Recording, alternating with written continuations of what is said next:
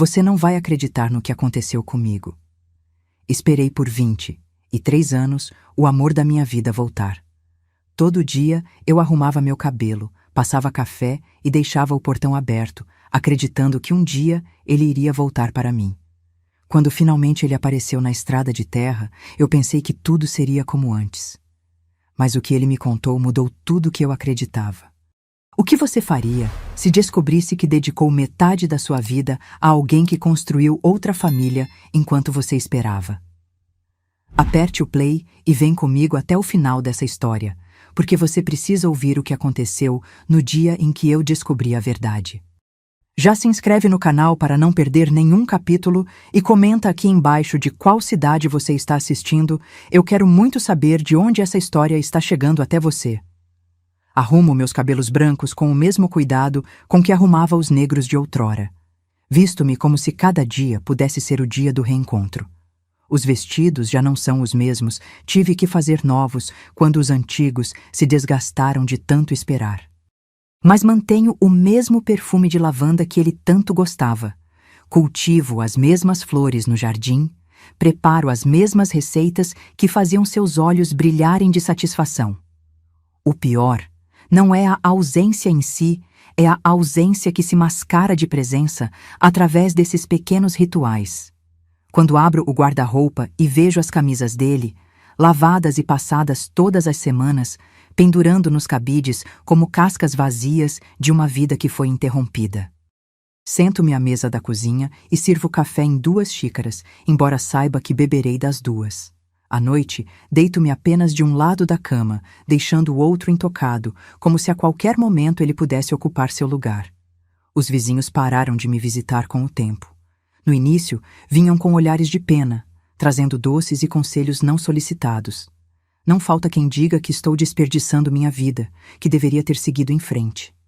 Minha comadre Zulmira, que Deus a tenha, insistiu por anos que eu deveria aceitar a corte do viúvo Antenor.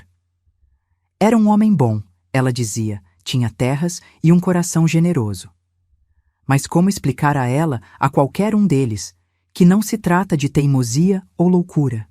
É simplesmente que aprendi a habitar a ausência como quem habita uma casa conhecendo cada canto, cada sombra, cada rangido no assoalho de madeira quando a noite avança e o silêncio se torna quase palpável.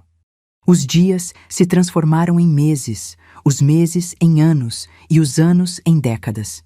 Meu corpo envelheceu, dobrou-se sobre si mesmo como uma carta lida e relida tantas vezes que as dobras se tornam permanentes.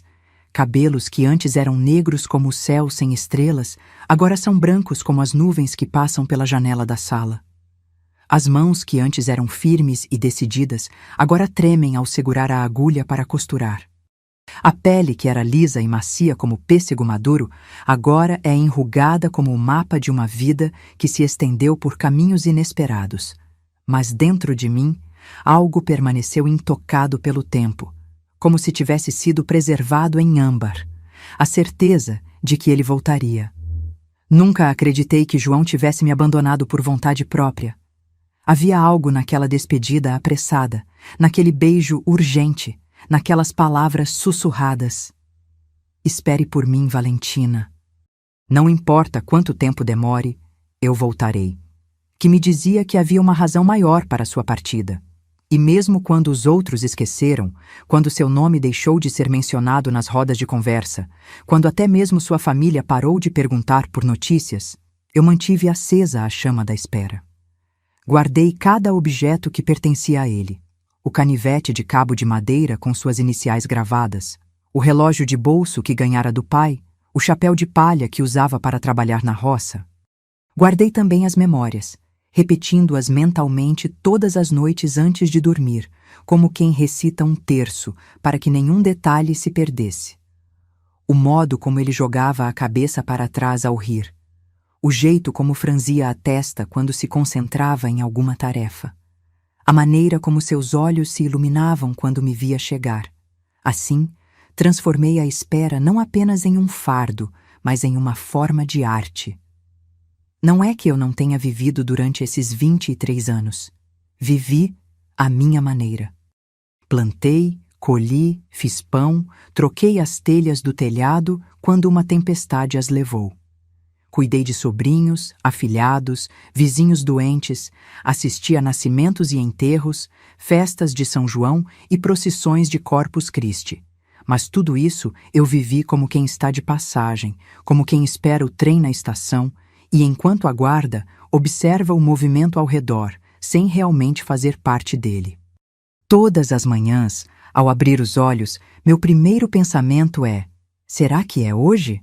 Será que hoje verei aquela silhueta familiar surgindo na curva da estrada, caminhando em minha direção com aquele andar que eu reconheceria mesmo na mais densa neblina? E todas as noites, ao fechar os olhos, meu último pensamento é uma prece: que amanhã seja o dia. Há quem diga que vivo de ilusões, que alimento fantasmas, que desperdiço o que me resta de vida apegada a uma promessa que jamais será cumprida. Talvez tenham razão, mas o que eles não entendem é que esta espera se tornou maior que nós dois, maior que João, maior que Valentina.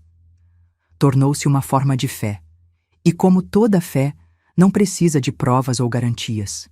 Basta-se em si mesma. Quando olho para a estrada vazia através da janela, não vejo apenas a ausência dele. Vejo também a possibilidade do seu retorno, e essa possibilidade, por mais remota que seja, é o que me mantém viva. E assim sigo, dividida entre o passado que relembro e o futuro que imagino, enquanto o presente escorre como água entre os dedos. 70 anos, e a única coisa que tenho certeza é que não saberia viver de outra forma. Esta é minha história. A história de uma mulher que aprendeu a amar na ausência, a encontrar presença no vazio, a transformar a espera em uma forma de existência. Foi numa tarde de março, quando as sombras começavam a se alongar pelo quintal e o sol descia preguiçoso atrás das mangueiras, que vi a figura caminhando pela estrada de terra. Naquele dia, eu estava na varanda, descascando mandioca para o jantar, com os dedos endurecidos pelo tempo e pelo trabalho. O céu tinha aquele tom alaranjado que sempre me lembrava dos dias em que João e eu sentávamos no alto do morro para ver o pôr do sol. Quantas promessas fizemos naqueles entardeceres! Quantos sonhos tecemos enquanto as cigarras cantavam ao nosso redor! Levantei os olhos por puro hábito, depois de 23 anos, olhando para a mesma estrada. O gesto já havia se tornado tão natural quanto respirar. A princípio, pensei que fosse o filho da Dona Amélia, que costuma passar por aqui quando volta da cidade. Mas havia algo diferente naquele andar. Uma cadência que, mesmo à distância, fez meu coração, velho e cansado, disparar como se eu fosse novamente aquela moça de 22 anos. Larguei a faca e a mandioca sobre o banco, sem me importar com a sujeira. Levantei-me com dificuldade, os joelhos já não são os mesmos. A artrite cobra seu preço a cada movimento. Minhas mãos tremiam, mas não era o tremor habitual da idade. Era um tremor que vinha de dentro, do fundo da alma, como se cada célula do meu corpo reconhecesse aquela silhueta antes mesmo que minha mente pudesse processar. Ajeitei o cabelo por reflexo, passei as mãos no avental para limpar os restos de mandioca. Por um instante, hesitei. Tantas vezes eu havia imaginado este momento, tantas vezes havia ensaiado o que diria, como agiria. E agora que ele parecia finalmente ter chegado, sentia-me paralisada, como se estivesse diante de um sonho do qual temia acordar. A distância entre a casa e o portão nunca me pareceu tão longa. Cada passo que eu dava em direção àquela figura era como atravessar décadas, camadas e camadas de espera, dor e esperança. As flores do jardim, que eu sempre mantive vivas pensando no dia em que ele retornaria, pareciam mais vibrantes, mais perfumadas, como se também estivessem comemorando. Quando finalmente abri o portão enferrujado, que gemeu como se protestasse contra a quebra da rotina, pude ver seu rosto com clareza. O mesmo rosto que eu mantive vivo na memória durante todos esses anos, mas agora marcado pelo tempo, sulcado por rugas que contavam histórias que eu desconhecia. Os cabelos, antes negros como a noite sem lua, agora estavam quase completamente grisalhos. Os olhos, porém aqueles olhos castanhos que me fitavam com uma mistura de alívio, cansaço e algo que não consegui decifrar, eram os mesmos. Parei a alguns passos dele, incapaz de avançar. Por um momento terrível, pensei que talvez estivesse tendo uma alucinação, que a solidão finalmente havia cobrado seu preço e minha mente estava criando esta imagem para confortar meu coração envelhecido. Fechei os olhos por um segundo, esperando que a visão se dissipasse quando os abrisse novamente. Mas ele continuava lá, tão real quanto a terra sob meus pés, tão palpável quanto o ar que eu respirava com dificuldade. Voltei, Valentina, disse simplesmente, como se houvesse saído apenas para comprar pão na mercearia do seu Antônio, como se não fossem 23 anos de silêncio entre nós. Sua voz soou mais grave do que eu lembrava, mais áspera, como se também tivesse envelhecido junto com seu corpo. Havia nela um cansaço que não existia antes, uma espécie de derrota que me fez hesitar. Quis correr para seus braços, sentir seu cheiro, tocar sua pele para ter certeza de que era real. Mas algo em seus olhos me deteve uma distância, uma reserva que não estava ali quando nos despedimos naquela manhã distante. Não era apenas o tempo que havia criado um abismo entre nós, havia algo mais, algo que ele carregava consigo e que eu ainda não conseguia nomear. Ficamos ali, parados como duas estátuas no meio da tarde morrente, medindo um ao outro, tentando reconhecer nas ruínas o que havíamos sido. As cigarras cantavam no mesmo ritmo de sempre, o vento continuava a balançar as folhas das árvores, mas algo fundamental havia mudado no tecido do mundo. Era como se o tempo, que havia corrido em linhas paralelas durante todos esses anos, o meu tempo de espera e o tempo dele, seja lá onde estivesse de repente, tivesse se encontrado novamente, criando um nó na trama dos nossos destinos. Você está mais bonita do que eu lembrava, ele disse finalmente, quebrando o silêncio que havia se instalado entre nós.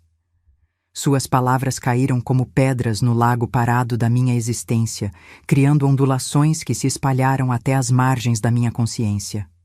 Quis dizer que ele estava mentindo, que eu estava velha, que o tempo não havia sido gentil comigo.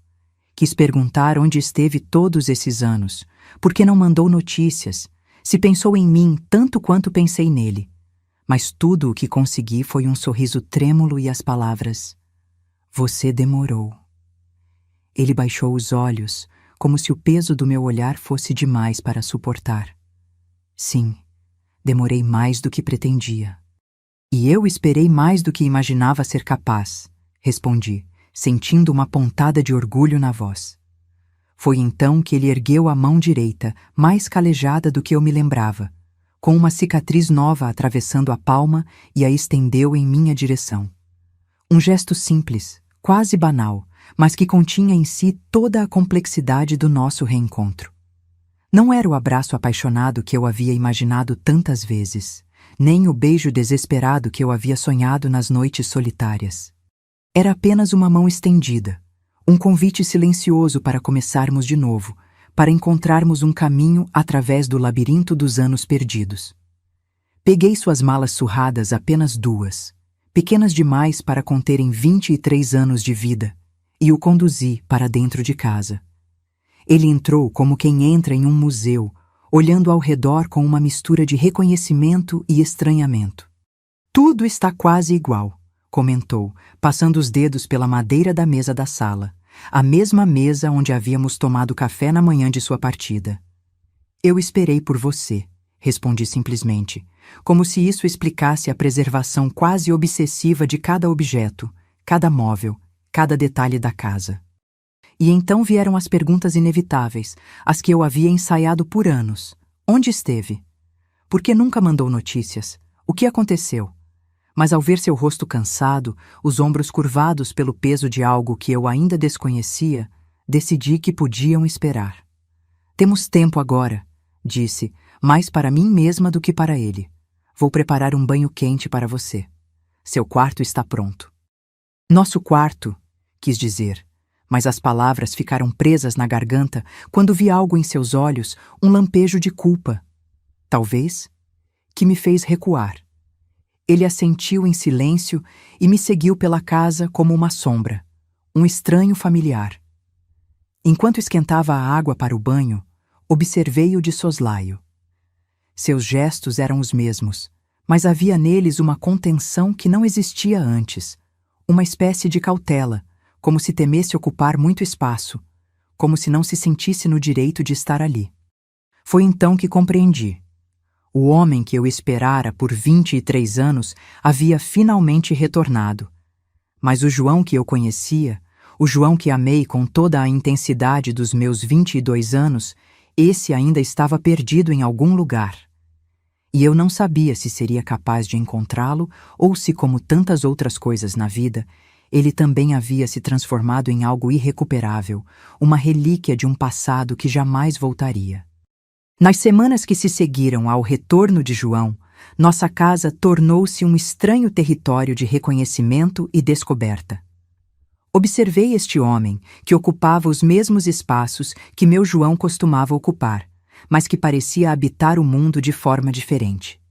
Ele acordava antes do sol, como sempre fizera, mas agora permanecia sentado no escuro da varanda por horas, olhando para o horizonte como se esperasse que algo emergisse da escuridão. Suas mãos, que eu lembrava sempre inquietas, ávidas por trabalho e criação, agora permaneciam quietas sobre os joelhos a maior parte do tempo. Quando finalmente decidia fazer algo, seus movimentos eram metódicos, quase ritualizados, como se cada gesto precisasse ser medido, calculado. No terceiro dia após sua chegada, encontrei-o no quintal, consertando a cerca que há anos precisava de reparos. Tentei me aproximar, oferecer ajuda ou simplesmente companhia, mas havia uma barreira invisível ao seu redor, um espaço que eu não me sentia autorizada a invadir. Obrigado, Valentina, mas consigo fazer sozinho, disse sem erguer os olhos do trabalho. Não era rispidez o que eu sentia em sua voz, mas uma espécie de distanciamento, como se falasse de outro tempo, de outro lugar. À noite, enquanto preparávamos o jantar, ele picando os legumes com a mesma precisão com que sempre cortou, eu misturando o caldo no fogão a lenha, tentei novamente construir uma ponte. Contei-lhe sobre como a região havia mudado, sobre os filhos de nossos amigos, que agora eram adultos, sobre a nova igreja que construíram na cidade. Ele ouvia com atenção educada, fazia perguntas ocasionais, sorria nos momentos apropriados, mas seus olhos raramente encontravam os meus. E quando o faziam, havia neles uma opacidade que me assustava. Era como se uma parte dele ainda estivesse em outro lugar, como se tivesse deixado pedaços de sua alma espalhados pelo caminho durante aqueles 23 anos. As noites eram mais difíceis. Sem a distração das tarefas diárias, o silêncio entre nós se tornava mais denso, quase sufocante. Na primeira noite, preparei nossa cama com os lençóis que havia bordado para o enxoval, aqueles que guardei por todos esses anos esperando seu retorno. Coloquei lavanda entre as dobras, como ele gostava, e esperei, o coração batendo como o de uma menina antes do primeiro baile. Mas quando a hora de dormir chegou, ele pegou apenas um travesseiro e um cobertor. Acho melhor eu ficar no quarto de hóspedes por enquanto, Valentina. Precisamos nos acostumar um com o outro de novo. As palavras caíram como pedras no poço da minha esperança, levantando ondas de dor e confusão. Não insisti o orgulho, essa velha companhia que nunca me abandonou, impediu-me de implorar por sua presença. Mas naquela noite, e em todas as seguintes, deitei-me sozinha na mesma cama que havia mantido pela metade durante 23 anos. Agora estranhamente mais vazia do que nunca. Às vezes, durante a madrugada, eu o ouvia caminhar pela casa, passos cautelosos, como se temesse acordar fantasmas. Outras vezes, ouvia um choro abafado vindo do quarto de hóspedes, um som tão carregado de dor que me cortava o coração. Nesses momentos, lutava contra o impulso de ir até ele, de oferecer conforto, de perguntar que feridas eram aquelas que o faziam sangrar no silêncio da noite. Mas algo me dizia que ele precisava desse tempo sozinho, desse espaço para reconstruir-se antes que pudéssemos reconstruir o nós. Durante o dia, tentávamos estabelecer uma rotina. Eu continuava com meus afazeres de sempre cuidar da horta, alimentar as galinhas, fazer pão, costurar. Ele assumiu os trabalhos mais pesados que há anos eu vinha adiando ou pagando para que outros fizessem consertar o telhado, reforçar a estrutura do celeiro, cavar um novo poço. Trabalhávamos lado a lado, mas raramente juntos. Era como se dançássemos a mesma música em ritmos diferentes, incapazes de encontrar a harmonia que antes nos vinha tão naturalmente. As poucas visitas que ainda me faziam o padre para a bênção mensal, a comadre Jurema com seus doces, o carteiro Tonho com as raras correspondências, olhavam para João com uma mistura de curiosidade e desconfiança. Para eles, ele era quase um mito, uma figura lendária que de repente materializou-se na carne.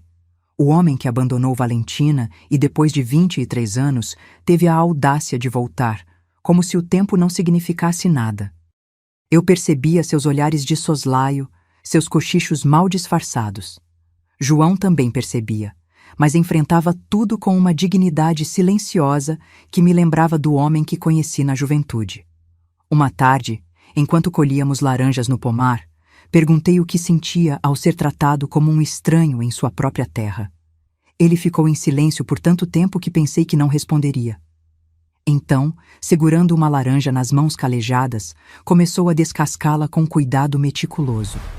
Sabe, Valentina, quando você descasca uma fruta, às vezes encontra partes estragadas que precisam ser cortadas fora. Mas isso não significa que toda a fruta esteja perdida. O tempo me transformou em algo que nem eu mesmo reconheço às vezes. Mas ainda há partes boas em mim, partes que você conheceu e amou. Apenas não sei mais como mostrá-las. Foi o mais próximo que chegamos de uma conversa real desde sua volta, e senti meu coração doer com uma mistura de esperança e medo. Naquela noite, pela primeira vez, ele sentou-se ao meu lado na varanda para ver o pôr do sol. Não nos tocamos, não falamos muito, mas havia um conforto naquele silêncio compartilhado que não existira antes. Quando as primeiras estrelas começaram a aparecer, ele apontou para uma constelação e disse: "Durante todos esses anos longe, eu olhava para essas mesmas estrelas e pensava em você, Valentina. Pensava que, não importa onde estivéssemos, estaríamos sempre sob o mesmo céu." Foi a primeira vez que ele mencionou o tempo que passamos separados sem que eu perguntasse. A primeira vez que admitiu ter pensado em mim durante sua ausência. Quis perguntar mais. Quis saber tudo onde esteve, o que fez, porque nunca voltou ou mandou notícias. Mas algo nos olhos dele me disse que ainda não era o momento, que algumas feridas precisam de tempo para cicatrizar antes que possam ser tocadas. Aos poucos, fui percebendo mudanças sutis em nosso estranho convívio. Um dia, enquanto eu lavava a louça do almoço, ele se aproximou por trás e, sem dizer nada, começou a secar os pratos que eu deixava no escorredor, exatamente como fazíamos antes, naquela vida que parecia agora pertencer a outras pessoas. Outro dia, ao voltar da feira na cidade, trouxe para mim um ramo de flores do campo margaridas e girassóis pequenos, as mesmas flores que costumava me dar quando namorávamos. Não disse nada, apenas colocou-as sobre a mesa da cozinha com um sorriso tímido antes de sair para o quintal. Eram gestos pequenos, quase insignificantes para quem olhasse de fora, mas para mim eram como as primeiras gotas de chuva depois de uma longa seca, promessas de que a vida poderia voltar a fluir entre nós. Numa tarde particularmente quente, sugeri que fôssemos até o riacho que corta a propriedade, onde costumávamos nos refrescar nos verões da juventude. Ele hesitou, como sempre fazia diante de qualquer sugestão que implicasse em intimidade ou reminiscência, mas acabou concordando. Caminhamos lado a lado pela trilha conhecida, agora um pouco mais fechada pelo mato, eu com meus passos lentos de velha, ele ajustando seu ritmo ao meu sem reclamar. Quando chegamos à margem do riacho, ficamos em silêncio observando a água correr sobre as pedras. O lugar estava quase igual, os mesmos salgueiros debruçando-se sobre a água, as mesmas pedras lisas onde sentávamos, O mesmo som tranquilizador da correnteza. Acho que este é o único lugar que não mudou, disse ele, quase para si mesmo. Eu quis dizer que eu também não havia mudado, que meu amor por ele permanecia o mesmo, mas sabia que não era verdade. 23 anos não passam sem deixar marcas, sem transformar o amor em algo diferente, não menor ou menos intenso, mas mais complexo, mais resistente, como um vinho que amadurece e ganha novas notas com o passar do tempo. Em vez disso, apenas respondi: algumas coisas mudam, outras permanecem. O importante é que estamos aqui agora. Ele olhou para mim de uma forma diferente então, como se realmente me visse pela primeira vez desde que voltara. Seus olhos, antes opacos como vidro embaçado, pareciam agora mais claros, mais presentes. O que viu em mim, nunca saberei ao certo, mas algo mudou naquele momento. Sentamo-nos lado a lado nas pedras, os pés mergulhados na água fresca, e pela primeira vez ele pegou minha mão entre as suas, um gesto tão familiar e ao mesmo tempo tão novo que senti lágrimas brotarem nos meus olhos. Não falamos sobre o passado, não fizemos promessas para o futuro. Apenas existimos juntos naquele presente imperfeito, dois sobreviventes, tentando encontrar um caminho de volta, um para o outro, através das ruínas do tempo. Foi numa tarde de domingo, 3 meses após o retorno de João, que o destino finalmente decidiu revelar suas cartas. O dia havia amanhecido com aquela luminosidade dourada que só acontece no final do verão, quando o sol ainda é forte, mas já anuncia a chegada do outono. Havíamos ido à missa na igreja do povoado pela manhã, a primeira vez que João concordou em me acompanhar desde sua volta. Vi os olhares curiosos, os cochichos mal disfarçados. Senti o peso dos julgamentos silenciosos enquanto caminhávamos lado a lado pelo corredor central até o banco da terceira fileira, onde sempre me sentei. João manteve a cabeça erguida, os ombros retos, enfrentando aquele pequeno purgatório social com uma dignidade que me encheu de orgulho. Depois da missa, recusamos educadamente os convites para o almoço comunitário e voltamos para casa em silêncio, cada um imerso em seus próprios pensamentos. A tarde se arrastava preguiçosa quando sugeri que tomássemos café no alpendre, como fazíamos nos velhos tempos. Ele concordou com um aceno de cabeça, e enquanto eu preparava a bandeja com o bule de ágata azul e as xícaras de porcelana que eram da minha mãe, ele foi sentar-se na velha cadeira de balanço que sempre fora sua favorita. Quando me juntei a ele, o sol começava sua descida no horizonte, pintando o céu com tons alaranjados que se refletiam nas nuvens esparsas. Ficamos assim por algum tempo, bebendo nosso café em silêncio, observando o espetáculo diário que o pôr do sol oferecia. Foi então que ele colocou sua xícara sobre a mesinha de centro e, sem olhar diretamente para mim, disse aquelas palavras que caíram entre nós como pedras numa água parada. Eu não parti sozinho naquela manhã, Valentina. As ondas que aquelas 6 palavras criaram se espalharam por todo o meu ser, sacudindo os alicerces da narrativa que eu havia construído ao longo dos 23 anos de sua ausência. Tentei manter a xícara firme entre os dedos, mas minhas mãos velhas traíram-me e um pouco de café derramou sobre o pires.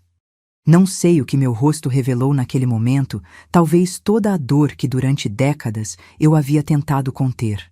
Talvez apenas uma resignação que vem quando se é velho demais para certas surpresas. Seja o que for, foi o suficiente para que ele finalmente voltasse seus olhos para mim, olhos que agora pareciam simultaneamente pedir perdão e preparar-se para um golpe inevitável. Houve um silêncio que pareceu durar uma eternidade. O canto dos pássaros que se recolhiam, o mugido distante do gado nos pastos, o rangido da cadeira de balanço, todos esses sons familiares pareciam agora vir de outro mundo, um mundo que não incluía esta nova realidade que se desenhava entre nós. Quando finalmente encontrei minha voz, ela soou estranha aos meus próprios ouvidos, como se viesse de muito longe. Então, havia outra pessoa. Não foi uma pergunta, mas ele respondeu mesmo assim. Sim. Chamava-se Clara. Conhecia-a na cidade grande, alguns meses depois de partir. Ela trabalhava na pensão onde me hospedei. Era uma moça simples, de uma bondade rara. As palavras vinham agora como um rio represado que finalmente encontra uma brecha na barragem, cautelosas a princípio, depois cada vez mais rápidas, irresistíveis. Ela me ajudou quando eu estava no fundo do poço, Valentina. Sem dinheiro, sem perspectivas, doente de saudade de você e desta terra. Cuidou de mim sem pedir nada em troca. E eu me apeguei a ela. Não como me apeguei a você, nunca foi o mesmo tipo de amor, mas era um porto seguro, num momento em que eu mais precisava. Então vieram os filhos. Sua voz falhou neste ponto, e eu vi lágrimas se formarem em seus olhos. 2 meninos e uma menina. Antônio, José e Maria. Bons filhos, Valentina.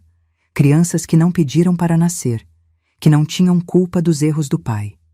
A cada palavra, cada revelação, era como se uma faca girasse em meu peito, abrindo um buraco cada vez maior, onde antes havia apenas a doce dor da espera.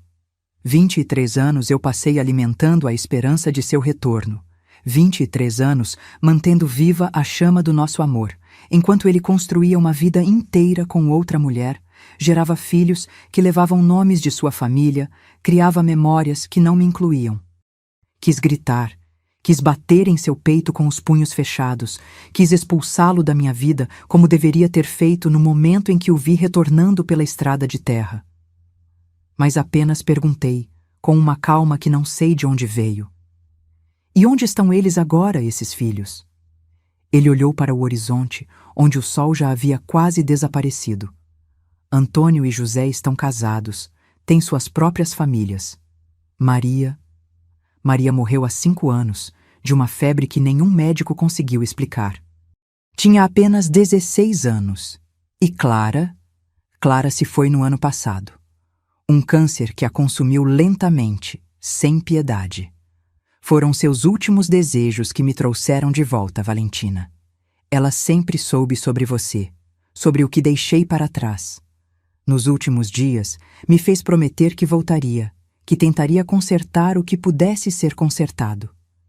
Enquanto João falava, senti algo estranho acontecer dentro de mim. Era como se a Valentina que havia esperado fielmente por 23 anos começasse a se desprender da Valentina que agora ouvia esta confissão, como se fossem 2 mulheres diferentes ocupando o mesmo corpo envelhecido. Uma parte de mim queria se agarrar à raiva, à indignação, ao sentimento de traição. Afinal, não era justo. Enquanto ele vivia uma vida completa com esposa, filhos, todas as pequenas alegrias e tristezas cotidianas que formam uma existência, eu havia permanecido presa em um limbo, alimentando-me apenas de migalhas de memórias e da esperança de seu retorno. Mas outra parte de mim, talvez a parte mais sábia que vem com a idade, compreendia a complexidade da vida, suas reviravoltas imprevisíveis, as escolhas impossíveis que às vezes somos forçados a fazer. Esta parte olhava para o homem quebrado à minha frente e via não um traidor, mas outro sobrevivente, alguém que também havia sofrido, que também carregava cicatrizes. Então, o que você quer de mim agora, João? Perguntei finalmente, quando o silêncio entre nós novamente se tornou insuportável. Ele respirou fundo, como quem reúne coragem para um último salto. Nada que você não queira dar, Valentina. Voltei porque prometi a Clara sim, mas também porque nunca deixei de pensar em você, de me perguntar como seria sua vida, se havia seguido em frente, se encontrar alguém que a fizesse feliz. E quando cheguei e descobri que você havia esperado, sua voz falhou novamente, e desta vez ele não tentou esconder as lágrimas que corriam livremente por seu rosto marcado pelo tempo.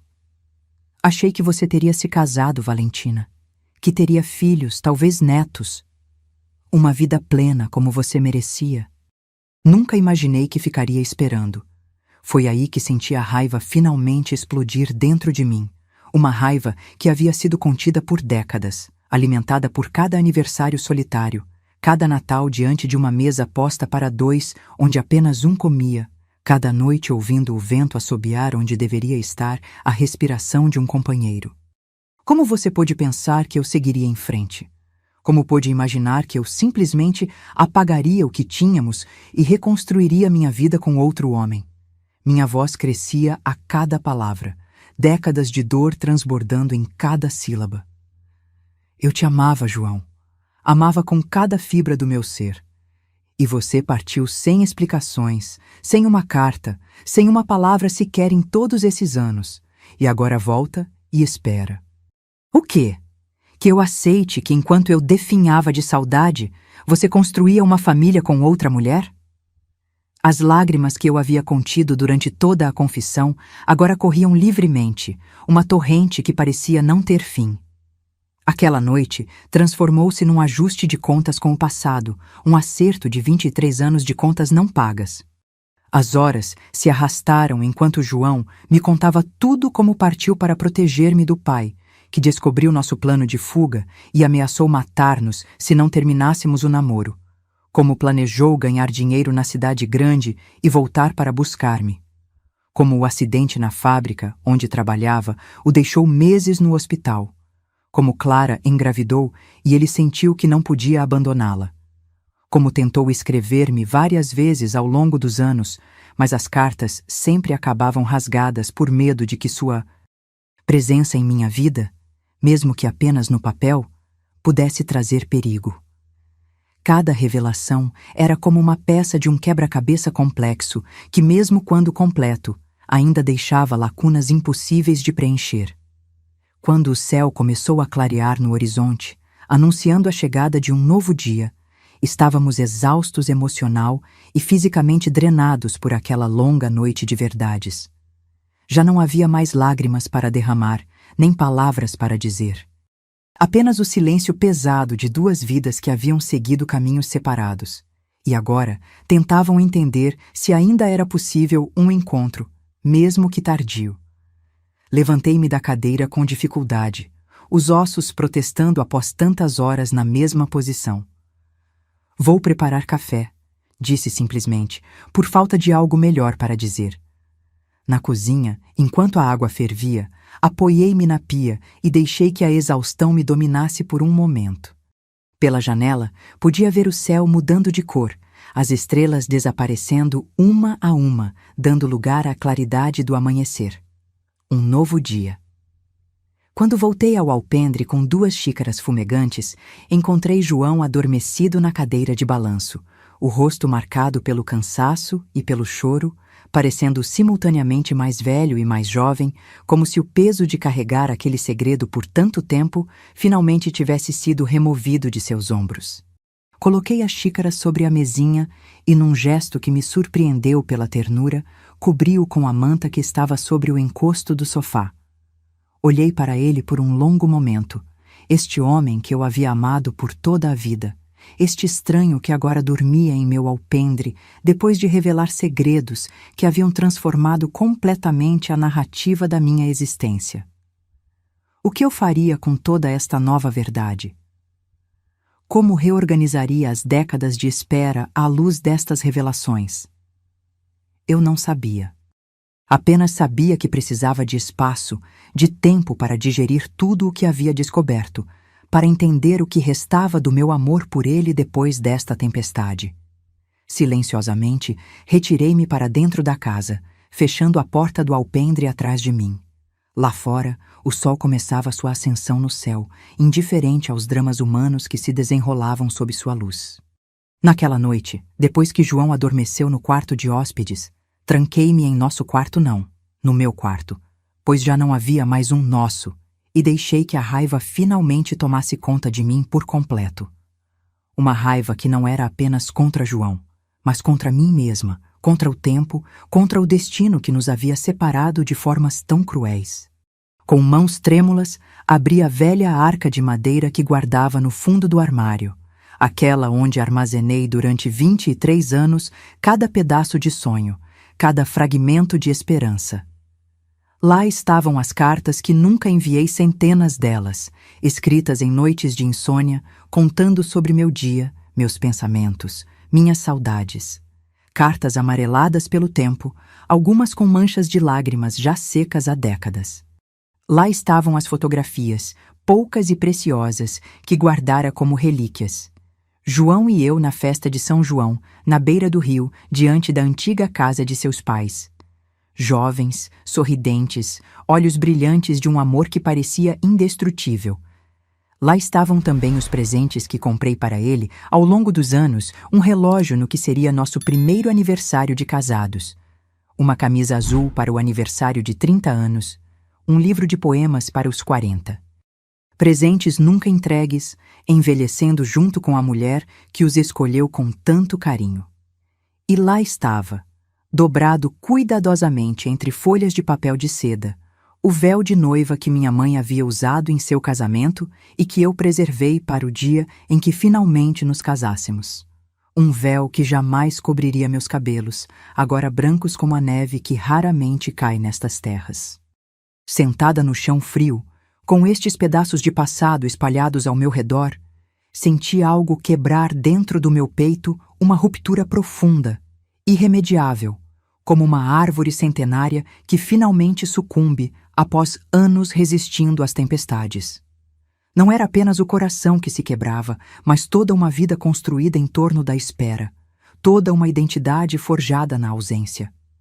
Quem era Valentina sem a espera por João? Eu já não sabia mais. Com uma determinação nascida do desespero, comecei a reunir tudo o que havia guardado por tanto tempo.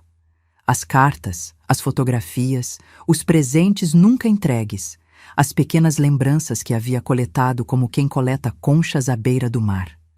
Não podia mais olhar para estes objetos sem sentir o gosto amargo da traição, a queimadura da constatação de que, enquanto eu definhava em uma espera interminável, João vivia plenamente, amava outra mulher, embalava seus filhos, construía memórias das quais eu jamais faria parte. Lembrei-me do fogão a lenha que ainda ardia na cozinha, alimentado pelas brasas que mantive acesas durante o dia, e para lá me dirigi com os braços carregados de passado. Uma a uma, comecei a jogar as cartas nas chamas, observando como o fogo devorava rapidamente aquele papel fino, transformando em cinzas palavras escritas com tanta emoção. As fotografias resistiram um pouco mais, o papel grosso enrugando-se e escurecendo antes de finalmente ceder às chamas. Os presentes não pude queimar o relógio, a camisa, o livro, mas os coloquei numa caixa que mais tarde jogaria fora, ou talvez doasse, para que outros pudessem dar-lhes utilidade. O véu foi o último e o mais difícil. Segurei-o entre as mãos por muito tempo, sentindo sua textura delicada, o trabalho minucioso do bordado, o cheiro sutil de lavanda que ainda persistia apesar dos anos. Era mais do que um simples véu, era o símbolo de todos os sonhos que alimentei, de todos os futuros que imaginei ao lado de João. Quando finalmente o entreguei ao fogo, senti lágrimas escorrerem pelo meu rosto enrugado, mas não eram mais lágrimas de tristeza ou de raiva. Eram lágrimas de despedida, de aceitação. Enquanto observava o véu se consumir, transformando-se em cinzas brilhantes que subiam pela chaminé para se juntar às estrelas, sussurrei uma despedida não apenas para aquele objeto, mas para a mulher que fui por tanto tempo a noiva eterna, a eterna esperançosa, a mulher que amou um fantasma durante 23 primaveras. Adeus, Valentina. Adeus a essa parte de mim. E foi como se um peso imenso fosse retirado dos meus ombros, um peso que eu carregava por tanto tempo que já havia se tornado parte de mim, indistinguível da minha própria essência. Na manhã seguinte, quando João apareceu na cozinha com olhos inchados e o rosto marcado pelo cansaço da confissão, encontrou-me já vestida e sentada à mesa, bebendo café calmamente. Havia algo diferente em mim, algo que ele percebeu imediatamente, embora não pudesse nomear. Talvez fosse a postura mais ereta, o olhar mais firme, ou simplesmente a ausência daquela aura de espera que sempre me envolvera. Bom dia, Valentina, disse ele, hesitante, como quem testa um terreno desconhecido após um terremoto. Não respondi imediatamente. Observei-o por alguns instantes, este homem que por tanto tempo havia sido o centro do meu universo, e agora parecia apenas mais um planeta errante, seguindo sua própria órbita. Não há mais lugar para você aqui, João, disse finalmente, minha voz surpreendentemente firme, sem tremor. Não depois do que me contou. Ele não pareceu surpreso, apenas profundamente triste, como se já esperasse por estas palavras. Baixou os olhos para as mãos calejadas, aquelas mãos que eu conhecia tão bem e que agora pareciam pertencer a um estranho. Eu entendo, Valentina. E se é isso que você quer, vou respeitar sua decisão. Só peço que me deixe explicar melhor. Explicar o quê? Interrompi, sentindo a raiva ameaçar retornar, embora já não tivesse a mesma intensidade devastadora da noite anterior. Explicar como construiu uma vida inteira com outra mulher enquanto eu definhava aqui, esperando como uma tola. Explicar como teve filhos, viu-os crescer, enquanto meu ventre permanecia vazio e meus braços inutilmente abertos. Explicar como pôde esquecer-me tão facilmente, enquanto eu preservava cada migalha de lembrança como um tesouro precioso. Não há explicação que possa consertar o que foi quebrado, João. Não há palavras que possam devolver-me os anos que perdi, esperando por um homem que, na verdade, já não existia. E então ele fez algo que me surpreendeu. Não tentou defender-se, não apresentou justificativas elaboradas, apenas deixou que as lágrimas corressem livremente por seu rosto marcado pelo tempo, enquanto assentia em silêncio, aceitando a verdade nas minhas palavras. Naquele mesmo dia, comecei a desmontar cuidadosamente os vestígios da espera que havia construído ao longo de 23 anos. Retirei as roupas dele do armário, camisas, calças, paletós, que já não serviam no corpo, agora mais magro, e coloquei-as em malas velhas que encontrei no sótão. Tirei seu retrato da mesinha de cabeceira e o guardei numa gaveta, longe dos meus olhos. Fechei as cortinas que durante tanto tempo mantive abertas para a estrada, voltando-as para dentro da casa, para minha própria vida que agora precisava redescobrir. João observava tudo em silêncio, movendo-se como uma sombra pela casa que um dia havia sido sua, ajudando quando eu permitia, afastando-se quando eu indicava com um gesto que precisava de espaço. À tarde, quando terminei de empacotar tudo o que lhe pertencia, encontrei-o sentado na varanda, olhando para a estrada como eu havia feito por tanto tempo. Parecia menor de alguma forma, mais frágil, como se a confissão tivesse levado consigo parte de sua substância. Aproximei-me e coloquei as malas ao seu lado, um gesto final que dispensava palavras. Ele levantou-se lentamente, como se cada movimento exigisse um esforço imenso, e encarou-me com aqueles olhos castanhos que um dia foram meu universo inteiro. Para onde você irá? Perguntei, não por preocupação, mas porque não conseguia imaginar este homem envelhecido vagando sem rumo pelo mundo. Tenho um sobrinho na cidade, filho da minha irmã Antônia. Ele me ofereceu um quarto quando soube que eu havia voltado. Ficarei lá por enquanto até decidir o que fazer. Assenti sem dizer nada. O que mais havia para dizer? Ele pegou as malas, desceu os degraus da varanda com passos lentos e parou no caminho de pedras que levava ao portão. Olhou para mim uma última vez, como quem olha para algo precioso que sabe que nunca mais verá. Eu te amei, Valentina. Sempre. Mesmo quando estava com Clara, mesmo quando segurava meus filhos nos braços, era o seu rosto que via em meus sonhos, era a sua voz que ouvia quando o vento soprava nas janelas à noite. Sei que isso não muda nada, sei que não apaga a dor que causei. Mas quero que saiba, antes de partir, você foi o grande amor da minha vida, o único e verdadeiro. E então, ele se virou e começou a caminhar em direção ao portão, suas costas curvadas como se carregassem o peso de todos os erros, todas as escolhas impossíveis, todos os caminhos não tomados. Observei sua silhueta diminuir à medida que se afastava pela estrada de terra, até tornar-se apenas um ponto no horizonte e depois desaparecer completamente. Não chorei. Não havia mais lágrimas em mim, apenas uma estranha sensação de vazio e, paradoxalmente, de libertação. Como se, ao deixá-lo partir pela segunda vez, eu finalmente me permitisse também partir deixar para trás a Valentina da espera eterna, a mulher cuja vida havia sido definida pela ausência. Aquela noite, pela primeira vez em 23 anos, dormi no centro da cama, ocupando todo o espaço, sem deixar um lado vazio para um fantasma. E quando o sono finalmente chegou, não sonhei com João, nem com o passado, nem com o que poderia ter sido. Sonhei com campos abertos e horizontes sem fim, e comigo mesma, caminhando sozinha, mas em paz, finalmente livre do peso da espera. 3 dias se passaram desde que João partiu pela segunda vez. 3 dias em que tentei reconstruir uma rotina que agora parecia estranha, como roupas que já não servem mais depois de guardadas por muito tempo. Voltei aos afazeres diários, alimentar as galinhas, regar a horta, varrer o terreiro. Mas havia uma diferença essencial. Já não executava estas tarefas como parte de uma espera, como preparação para um retorno que poderia acontecer a qualquer momento, mas simplesmente porque precisavam ser feitas, porque a vida continua seu curso inexorável mesmo quando nossos corações estão destroçados. As vizinhas, percebendo a ausência de João, começaram a aparecer com mais frequência, trazendo bolos, pães e curiosidade mal disfarçada.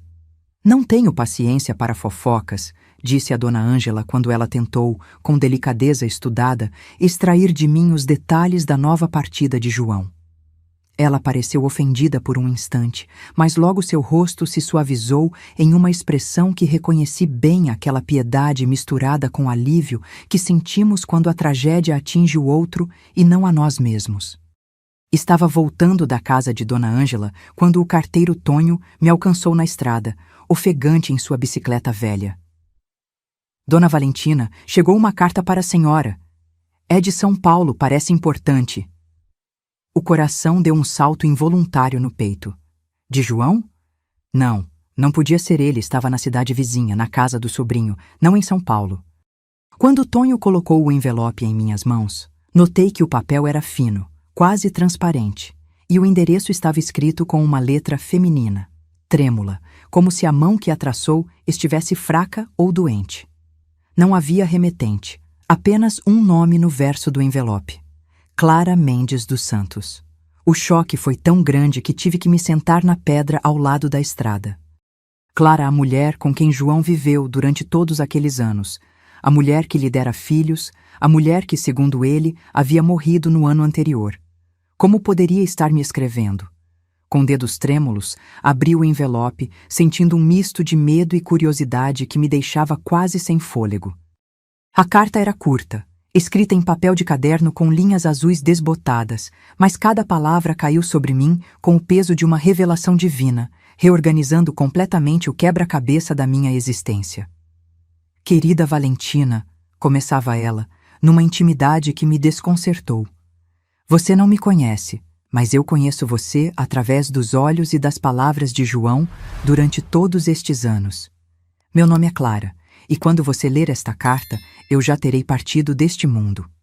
O médico diz que tenho poucos dias, talvez semanas, e antes de ir, preciso fazer o que deveria ter feito há muito tempo, contar-lhe a verdade que João talvez nunca tenha tido coragem de revelar completamente."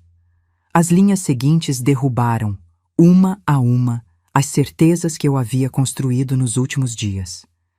João não partiu mesmo por escolha própria, mas para proteger-me.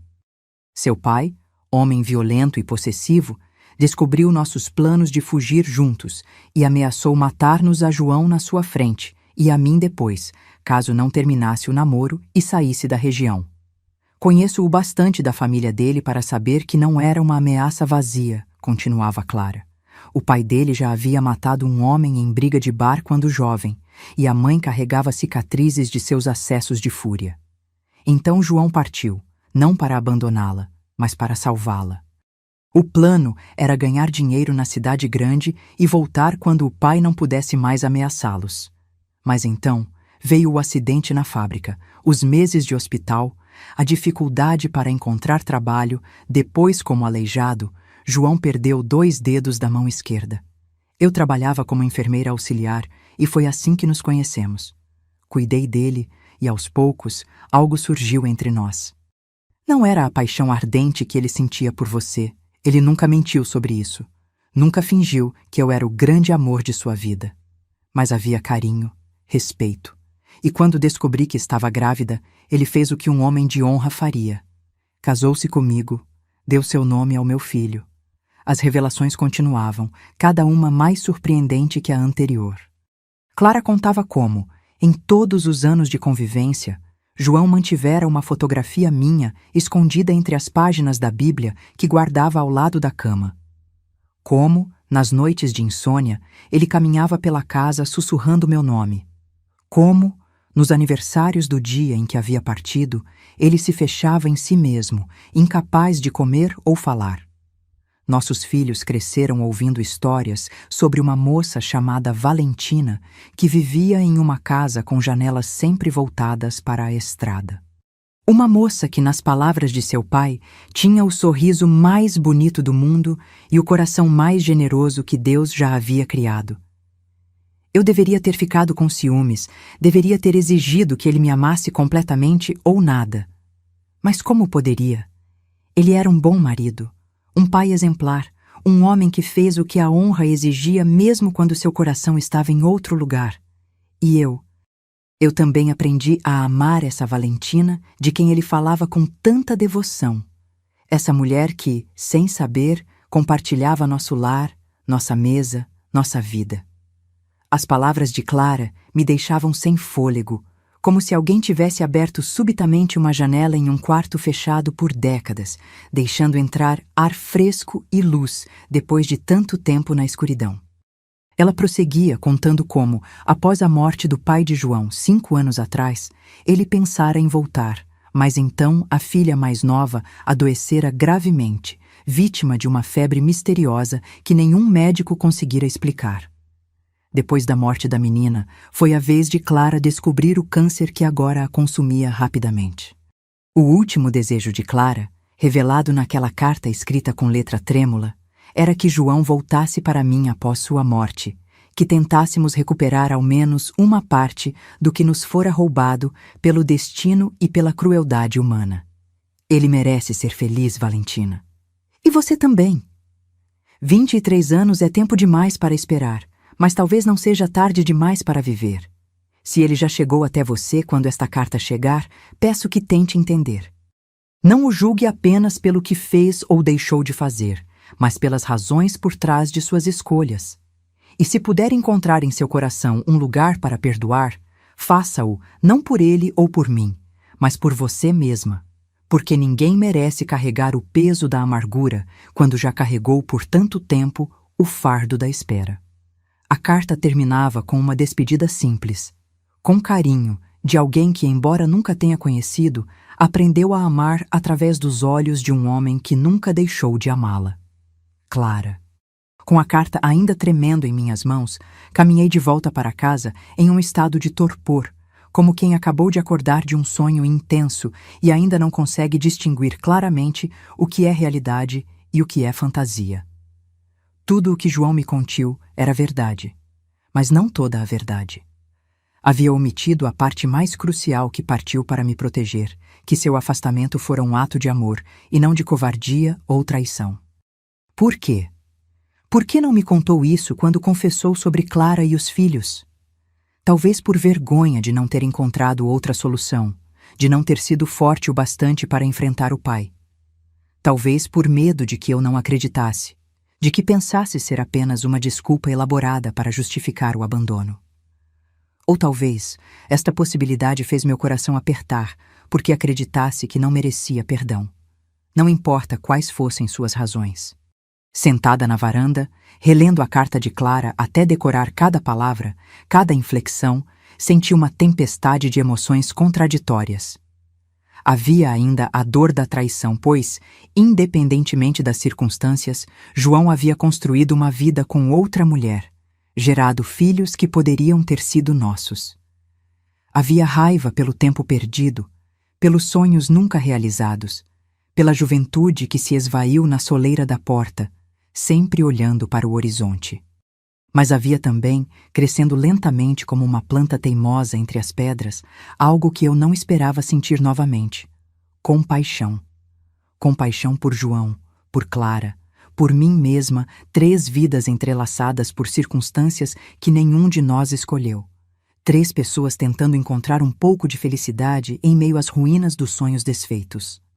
E junto com a compaixão, veio a compreensão de que ninguém era totalmente culpado ou totalmente inocente nesta história, éramos todos vítimas e algozes, salvadores e condenados, cada um à sua maneira.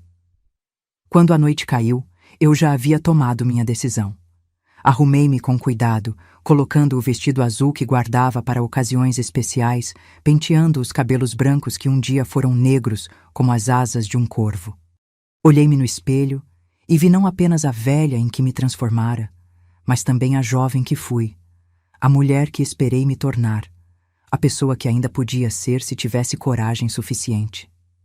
Tranquei a casa, não a casa que compartilhei com João por alguns meses, nem a casa onde esperei por 23 anos, mas minha casa, o lugar que eu havia construído e mantido com minhas próprias mãos, o refúgio que agora deixaria para trás, nem que fosse apenas por algumas horas. E então, com a carta de Clara no bolso do vestido como um talismã, comecei a caminhar pela estrada em direção à cidade, guiada pela luz da lua cheia que iluminava o caminho como se fosse meio-dia. Não sabia o que diria quando encontrasse João. Não sabia se conseguiria perdoar completamente ou se ele aceitaria meu perdão imperfeito. Só sabia que não podia deixar que mais um dia se passasse sem tentar entender, sem oferecer a nós dois a chance que o destino nos havia negado por tanto tempo. O caminho até a cidade nunca me pareceu tão longo. Cada passo sobre a estrada de terra era como atravessar não apenas distância, mas também tempo, décadas de mágoas, expectativas e sonhos desfeitos.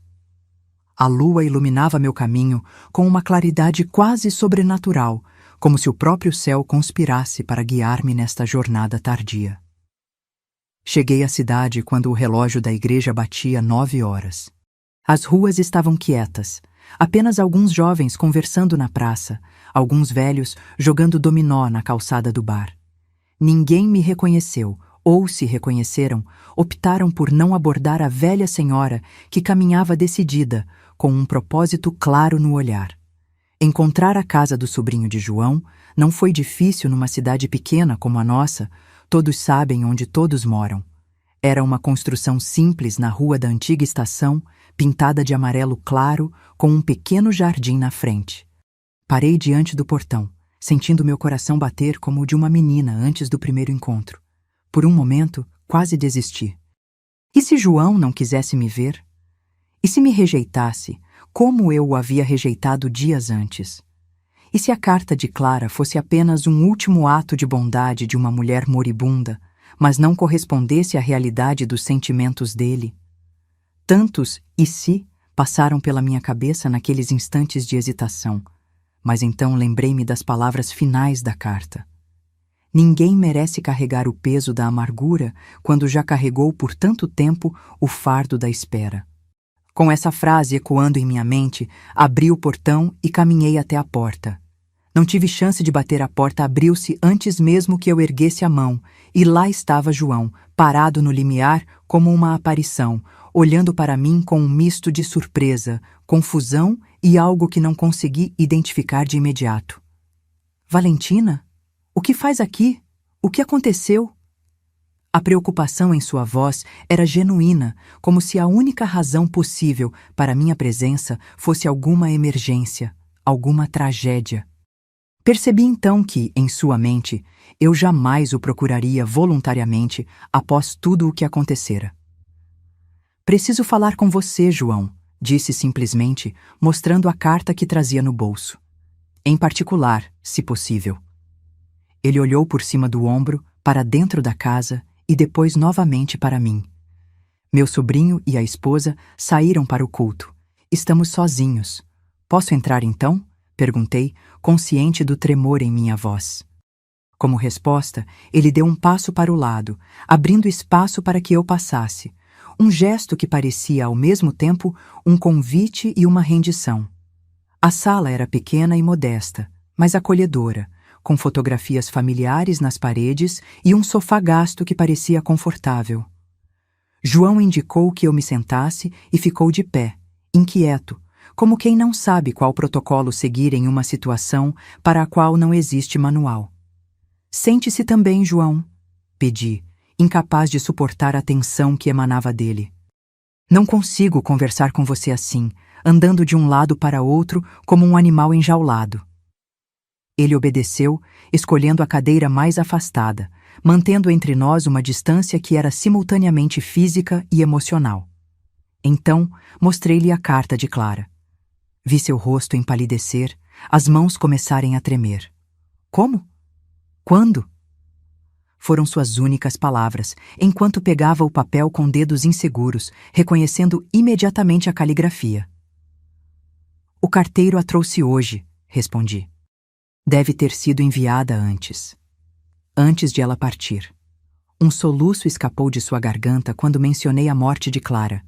Um som tão carregado de dor que senti meu próprio peito apertar em resposta.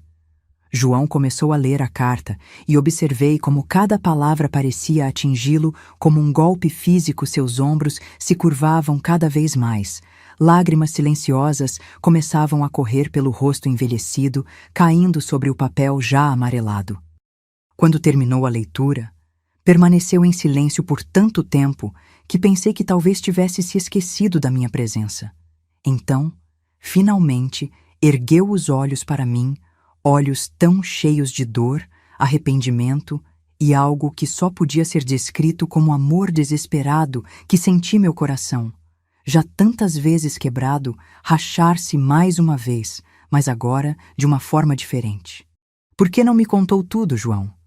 Por que omitiu a parte mais importante? Que partiu para me proteger, não para me abandonar? Ele baixou a cabeça, como um penitente diante do altar. Achei que não importava mais, depois de tanto tempo. Achei que conhecer as razões não diminuiria a dor que causei, os anos que perdemos. E talvez tivesse vergonha. Vergonha de não ter encontrado outra solução, de não ter sido homem o bastante para enfrentar meu pai, para protegê-la sem precisar abandoná-la. Cada palavra parecia ser arrancada dele com grande esforço, como raízes profundamente enterradas que resistem à extração. Suas mãos, aquelas mãos que eu conhecia tão bem, agora mais velhas, mais calejadas, com os 2 dedos faltando na esquerda, se torciam uma na outra em um gesto de angústia que era quase insuportável de se observar. Fiquei sabendo da morte do seu pai há 5 anos, continuou ele. Pensei em voltar então, em tentar explicar tudo, mas naquele mesmo mês Maria adoeceu e depois Clara recebeu o diagnóstico. Como poderia abandoná-las quando mais precisavam de mim? Seria repetir o erro, só que dessa vez com outras pessoas pagando o preço. Eu entendia o que ele dizia. Entendia o peso impossível daquelas escolhas, a culpa que deve ter carregado não importa qual decisão tomasse. Nunca houve um caminho sem dor, sem perda, sem arrependimento, apenas diferentes tipos de sacrifício. Levantei-me da cadeira e fui até a janela.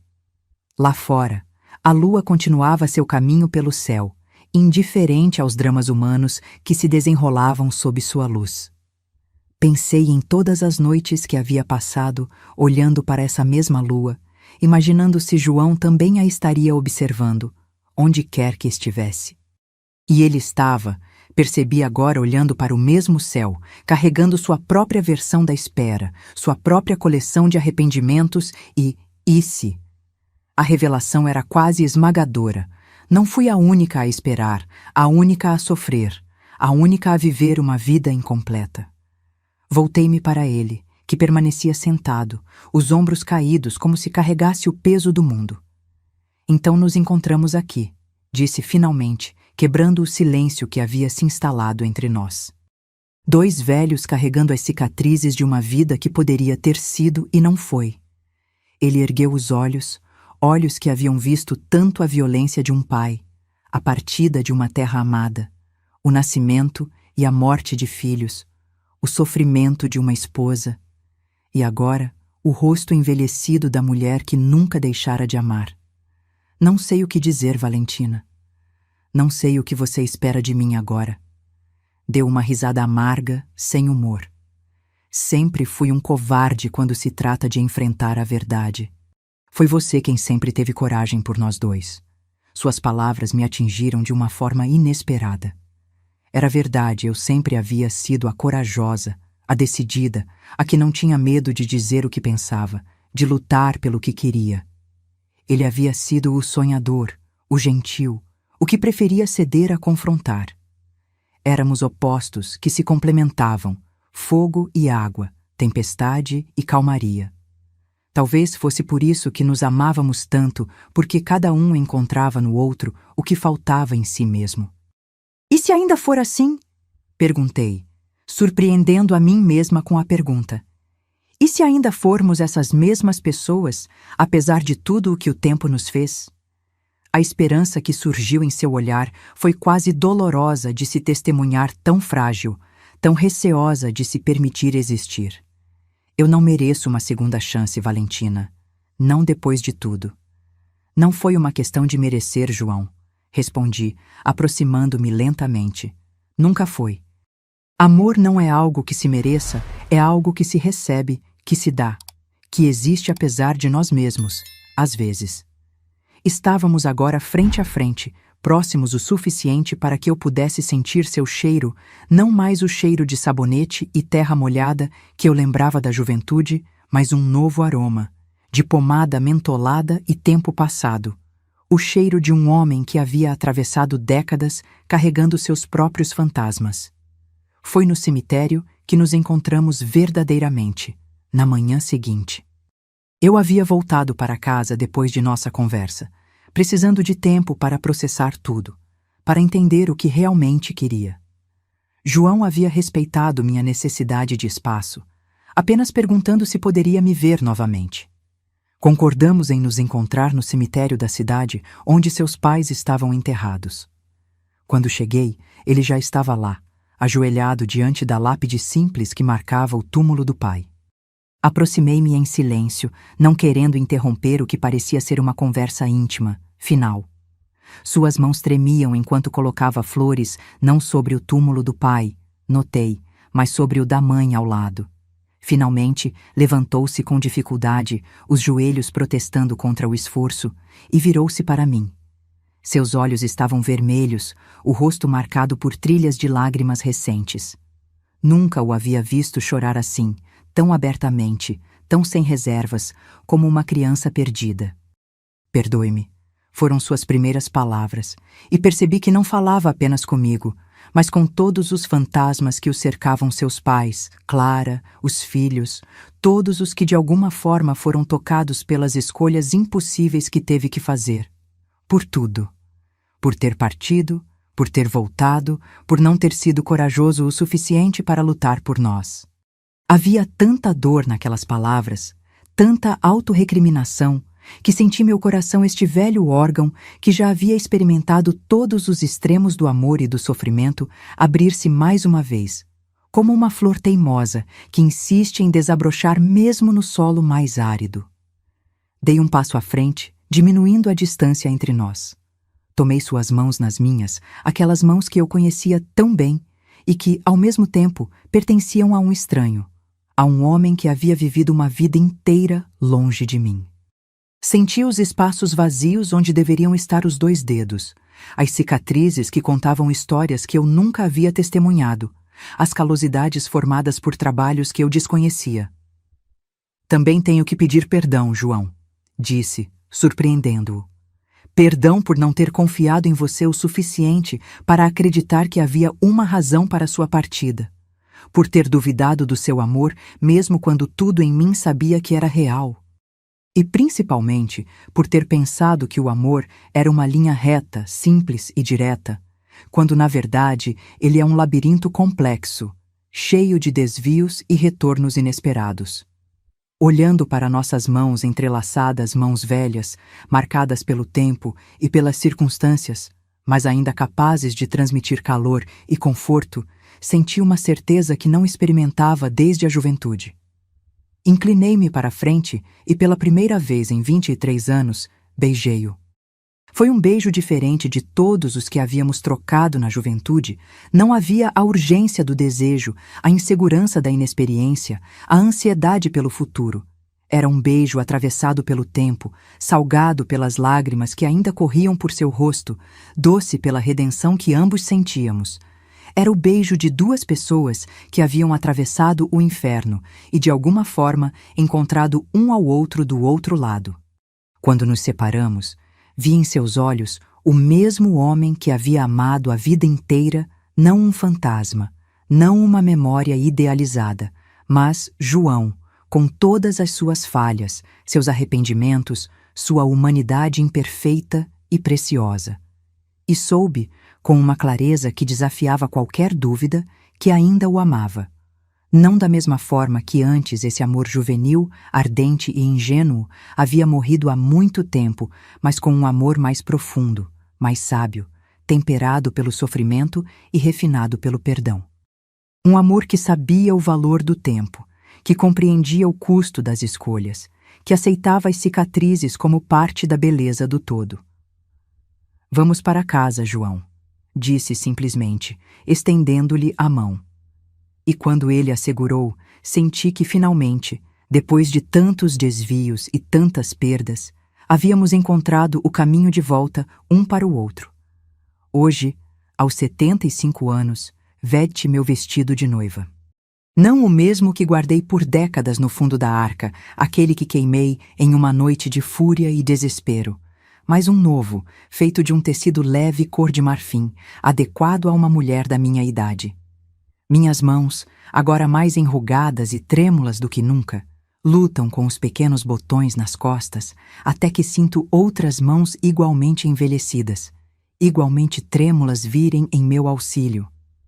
Não deveria estar me vendo antes da cerimônia. Repreendo João com um sorriso que contradiz minhas palavras.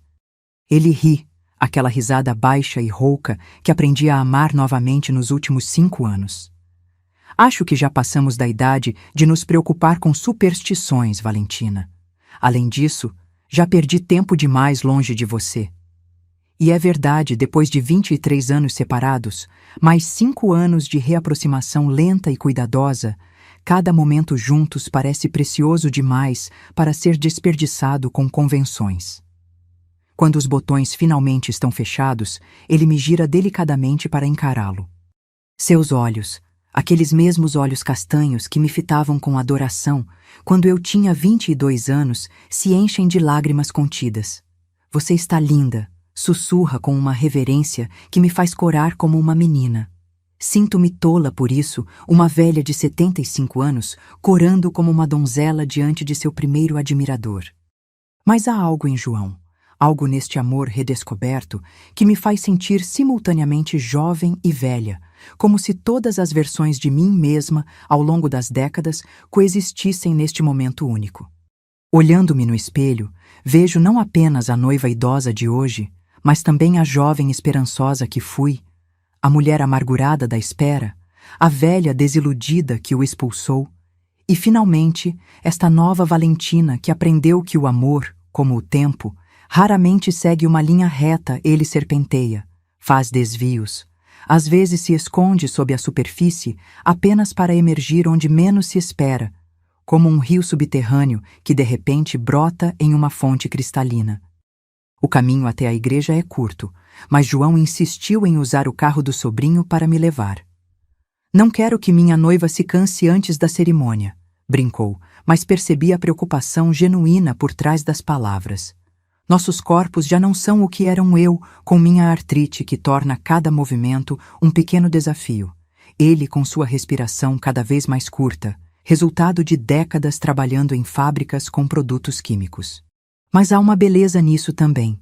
Penso enquanto observo a paisagem familiar pela janela do carro, esta fragilidade compartilhada, esta consciência aguda da finitude que torna cada dia, cada hora, cada momento, juntos infinitamente mais valioso. Quando chegamos à pequena igreja onde fui batizada há 7 décadas, sinto um frio na barriga que não esperava. Ali, reunidos nos poucos bancos, estão os rostos que compõem o mapa da minha vida. Vizinhos antigos, alguns parentes distantes, amigos que o tempo não conseguiu afastar completamente. E para minha surpresa, também estão lá os 2 filhos de João homens na casa dos 40 anos, com os mesmos olhos do pai, olhando para mim com uma curiosidade respeitosa, sem hostilidade, mas também sem a intimidade que talvez pudesse ter existido em outras circunstâncias. João me contou que quando decidiu voltar para me procurar, seus filhos foram os primeiros a apoiá-lo.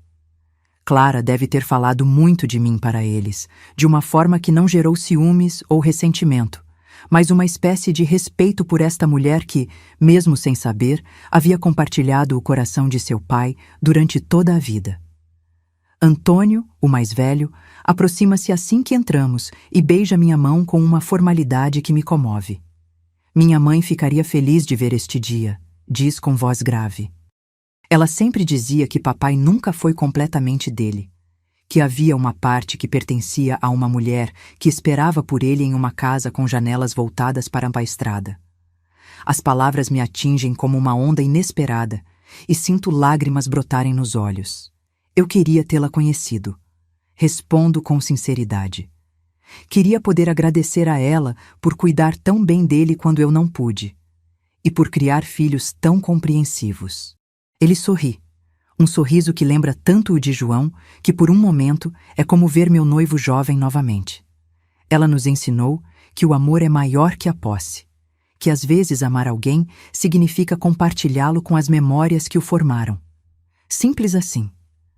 A cerimônia é breve e despretensiosa, exatamente como queríamos.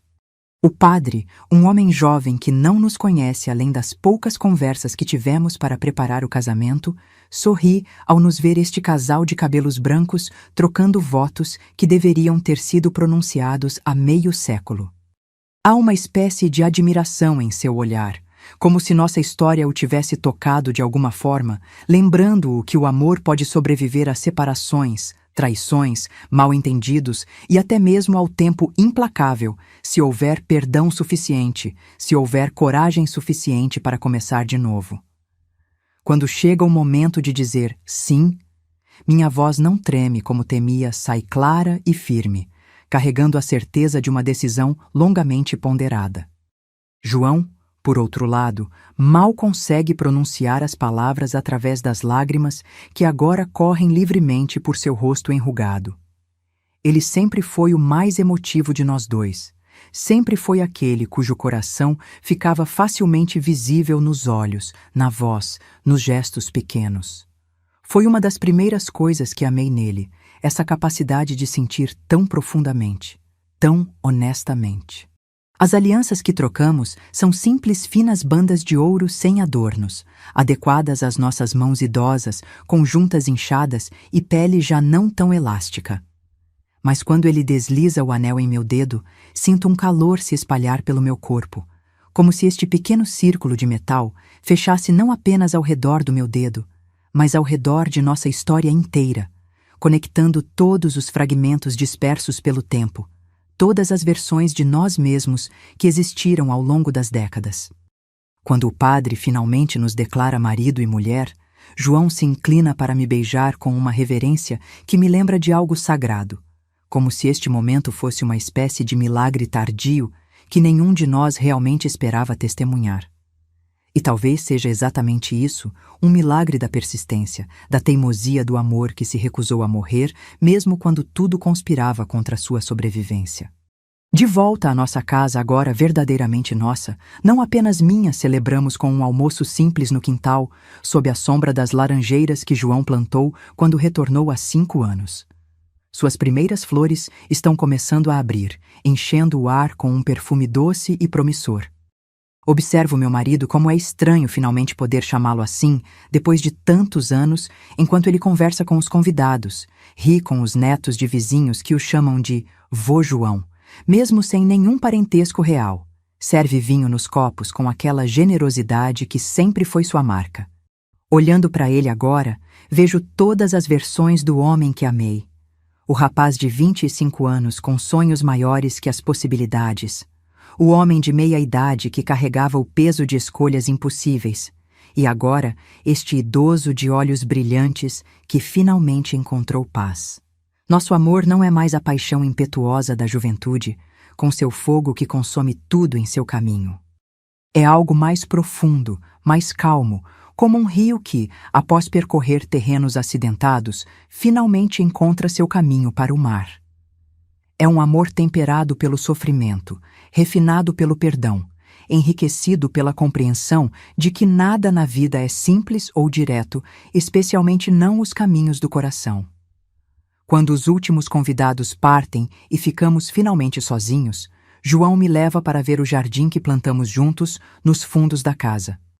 Esta será a primeira primavera em que dormiremos sob o mesmo teto como marido e mulher, diz ele, segurando minha mão enquanto observamos o pôr do sol pintar o céu com tons de laranja e rosa. E então, com aquele sorriso que ainda faz meu coração falhar uma batida. Talvez seja nossa última, considerando nossa idade, mas será a mais bonita de todas. Aperto sua mão, sentindo a aliança ainda estranha em meu dedo, e penso em como é curioso que tenhamos esperado tanto para chegar a este momento. Mas talvez fosse necessário, precisássemos de cada desvio, cada perda, cada momento de dor e solidão para apreciar plenamente este presente tardio que o destino nos concedeu. Às vezes, quando o vento balança as cortinas que finalmente posso manter fechadas, não voltadas para a estrada, mas para o jardim onde plantamos flores juntos, penso que talvez tenha valido a pena esperar. Nem todos os amores nascem na primavera. Alguns precisam do inverno inteiro para aprender a florescer. E olhando para João agora, para este homem que foi meu primeiro e último amor, sei com certeza. Este é um florescimento tardio, mas não menos vibrante, não menos verdadeiro, não menos digno de ser celebrado em toda a sua improvável beleza. E aí, me conta, o que você achou da minha história? Eu fiz certo em perdoar depois de 23 anos de espera, ou você teria tomado outra decisão no meu lugar? Deixa aqui nos comentários a sua opinião, porque eu leio tudo e adoro saber o que vocês fariam se vivessem algo assim. Não esquece de se inscrever no canal, deixar o like para fortalecer e compartilhar esse vídeo com alguém que precisa ouvir essa mensagem. Muito obrigada por me acompanhar até aqui, um beijo no seu coração e que Deus abençoe muito a sua vida.